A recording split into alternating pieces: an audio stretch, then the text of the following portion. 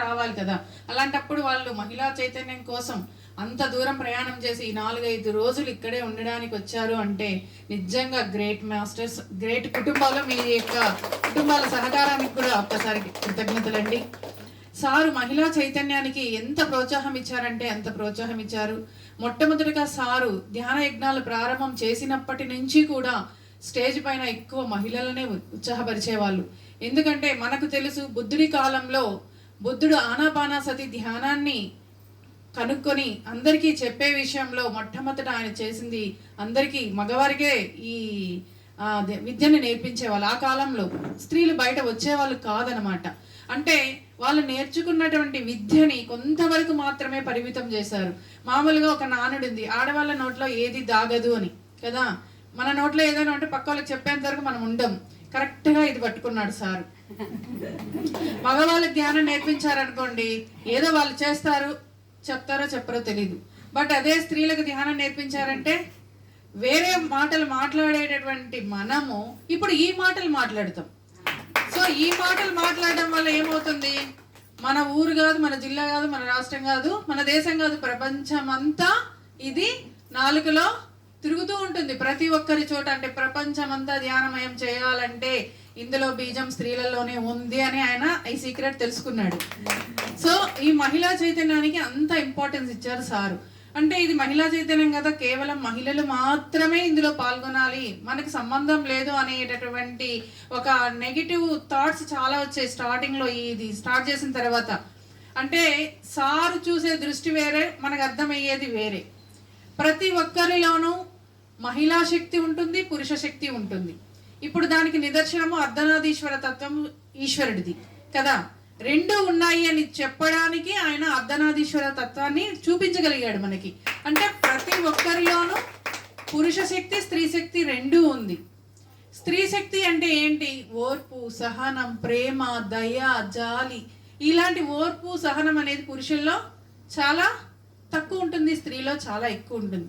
ఈ మహిళా చైతన్యము అంటే పురుషులలో కూడా ఓర్పు, సహనం, ఈ దయ, జాలి, ఈ గుణాలని ఎప్పుడైతే మనం ధ్యానం చేస్తామో బ్యాలెన్స్ అవుతాం.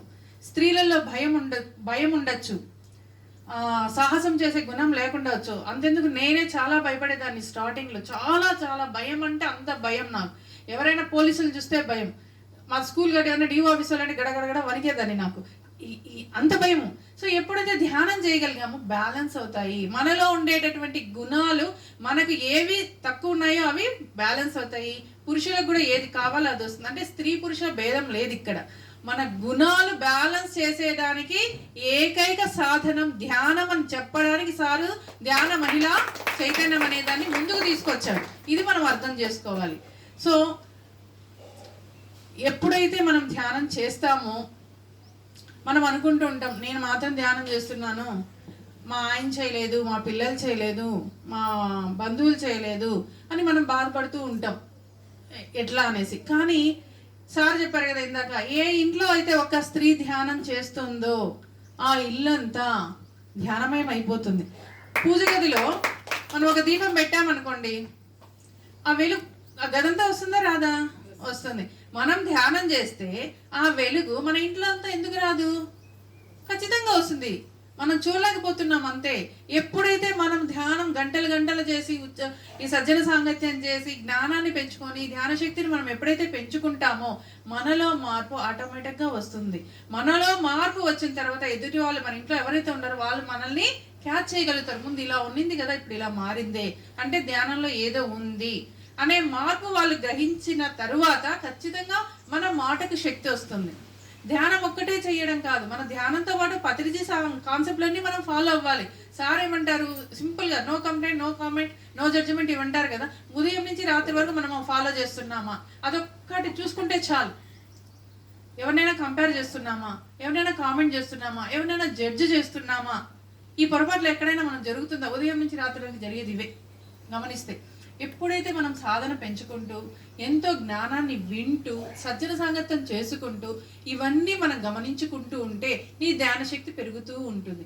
నువ్వు ఇటు ధ్యానం చేస్తూ ఉంటావు, అటు కంప్లైంట్ చేస్తూ ఉంటావు, అటు జడ్జిమెంట్ చేస్తూ ఉంటావు, పనికిరాని మాటలు మాట్లాడుతూ ఉంటావు. అప్పుడు నీ ధ్యాన శక్తి ఎక్కడ పెరుగుతుంది? పెరగదు.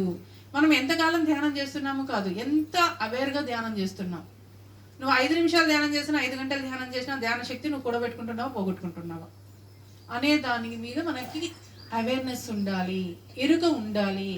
ధ్యానం ఒక్కటే చేస్తే సరిపోదు, ధ్యానంతో కూడా ఆ శక్తిని కాపాడుకోగలిగేటటువంటి అవేర్నెస్ మనకు ఉండాలి. ఎప్పుడైతే మనం ధ్యానం చేస్తే ఇవన్నీ గమనించుకుంటామో మనలో మార్పు ఖచ్చితంగా జరుగుతుంది. మనలో మార్పు జరిగినప్పుడు మన కుటుంబం వల్ల గమనిస్తారు, ఖచ్చితంగా వాళ్ళు మారుతారు. మనం అనుకుంటాం ధ్యానం చేసి ఏమీ మార్పు లేదు, మా ఆయనకు బాగా కాలేదు, నాకు బాగా కాలేదు అంటే ఎక్కడ తప్పు, ఎవరిది తప్పు? మనకు మనమే సెల్ఫ్ చెక్ చేసుకోవాలి. ఇక్కడ ఎవరు జడ్జిలు లేరు, ఎవరు చెప్పరు. మన లోపల మన అంతరాత్మ, మన పరమాత్మ అంశం ఉంది, మన ఆత్మ ఉంది. నువ్వు ఆత్మతో కనెక్ట్ అయితే చాలు, నువ్వు చేసేది ఏం తప్పు చెప్పేస్తుంది, ఎవరు అక్కర్లేదు. నువ్వు చేసేది తప్ప రైటా. మనం ఎప్పుడు బయట బయట బయట అడుగుతాం, వాడిని అడగడం, వీడిని అడగడం. మేము ధ్యానంలోకి రాక పూర్వము చాలా ఇట్లా హెల్త్ ప్రాబ్లమ్స్ వచ్చినా కానీ, లేదంటే ఏదైనా ఫైనాన్షియల్ ఇష్యూస్ వచ్చినా కానీ, ఏదైనా ప్రాబ్లం వస్తే ఫస్ట్ జాతకాలు ఎత్తుకొని పోయే వాళ్ళం పూజారి దగ్గరికి. ఈ గ్రహం బాగాలేదు, ఈ గ్రహం బాగాలేదు, ఈ శాంతి చేయాలా, ఆ శాంతి చేయాలా అంటే ఆల్రెడీ మన దగ్గర డబ్బులు ఉండవు. కానీ ఇంకా అప్పులు చేసైనా సరే ఆ తిరునల్లారికి పోవాలా, ఇక్కడ పోవాలా, సనేశ్వరుని గుడి చూడాలి, అన్నీ చుట్టితే ఏమొచ్చింది? ఏదో ఒక 1%, 2%, 5% రిజల్ట్ అంతే, ఇంకేంలా. ఎప్పుడైతే ధ్యానంలోకి వచ్చినామో ఒక సమస్య వచ్చింది అనుకోండి, ఈ సమస్య ఎందుకు వచ్చింది? ఒక ప్రశ్న నీ లోపల నువ్వు ఆత్మను వేసుకుంటే నీకు పరిష్కారం దొరుకుతుంది. సమస్య ఎందుకు వచ్చిందో తెలుస్తుంది, ఎప్పుడు వెళ్తుందో తెలుస్తుంది, ఎలా వెళ్తుందో తెలుస్తుంది, నువ్వేం చేయాలో తెలుస్తుంది. ఇంతకంటే ఏం కావాలి మనకి? ప్రతి ఒక్క ప్రశ్నకి సమాధానం మన అంతరాత్మ నుంచినే మనం పొందగలగాలి. ఆ స్థితికి మనం ఎదగగలగాలి. అదే ఆయన కోరుకున్నారు. మహిళా చైతన్యం యొక్క రిజల్ట్ అదే కోరుకున్నాడు. ప్రతి మహిళ ధ్యానం చేయాలి. ఎప్పుడైతే మహిళ ధ్యానం చేస్తుందో కుటుంబం మొత్తం మన ఆరాతో నిండిపోతుంది. మనం ఏడుస్తూ ధ్యానం చేసేది కాదు, సంతోషంగా ధ్యానం చేయాలి, పాజిటివ్గా ధ్యానం చేయాలి, నమ్మకంతో ధ్యానం చేయాలి, ఇష్టంతో ధ్యానం చేయాలి. నువ్వు ఒక వంట వండేటప్పుడు ఆ వంట విసుగ్గా, కోపంగా, చిరాగ్గా, తిట్టుకుంటూ వంట చేస్తే అది ఎలా ఉంటుంది?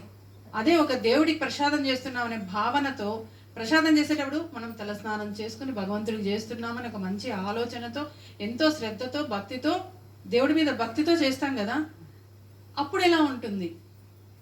రెండు మనమే చేస్తున్నాం అంటే మొత్తం ఇదంతా మన ఆలోచన పైన ఆధారపడి ఉంది. కాబట్టి మనం చేసే ప్రతి పని కూడా ఇది ఒక దైవ కార్యక్రమం అని ఒక ఆలోచనతో మనము వంట వండాలి, వడ్డించాలి. మనం తిన్నా, వేరే వాళ్ళకి పెట్టినా, ఏ పని చేసినా ఇది ఒక దైవ కార్యక్రమం. ఈరోజు మనం జీవుడితో కలిసి ఉన్నాము అంటే అది ఈశ్వర ఇచ్చ, ఆ భగవంతుడి ఇచ్చ ఉంది కాబట్టి నేను ఈరోజు శరీరంలో ఉన్నాను, లేకపోతే వెళ్ళిపోతాను. ఈ శరీరం ఇలా పని చేస్తుంది అంటే భగవంతుడి కార్యక్రమం. నువ్వు ఏ పని చేసినా ఇది భగవంతుడి కార్యక్రమం. ధ్యానం చెయ్యి, పని చెయ్యి, స్నానం చెయ్యి, ఏమి చేసినా నువ్వు నీ ఆత్మతో కలిసి ఉండేటటువంటి టైం అన్నమాట. అలాంటి ఆలోచనతో మనం ఏది చేసినా భగవంతుడి ప్రసాదంగా తయారవుతుంది.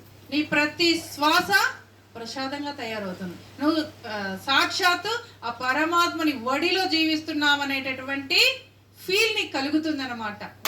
సో ఇంత గొప్ప ధ్యానాన్ని మనకు అందించినారు అంటే ఆ ధ్యానం, ఆ సార్ చెప్పిన ఇప్పుడు వీళ్ళు 3 రోజులు వచ్చి చెప్తున్నారు అంటే ఏంటంటే పత్రి సార్ ఏం చెప్పాడు, ఏం ఫాలో చేయాలి, ఆ 18 ఆదర్శ సూత్రాల యొక్క సారాంశం ఏంటి, అందులో మనం ఎన్ని ఫాలో అవుతున్నాం, ఎన్ని ఫాలో అవ్వాలి, ఇంకా ఏం చేయాలి అనేటువంటి కాన్సెప్ట్తో వీళ్ళు ముందుకు వస్తున్నారు. సో ధ్యాన మహిళా చైతన్యానికి, ఈ చైతన్యం యొక్క రథ సారథైన శైలజా మేడంకి, ఆ సైన్యానికి వచ్చినటువంటి మాస్టర్స్ ఒకసారి గట్టిగా చెప్పట్టు కొడుతున్నాం.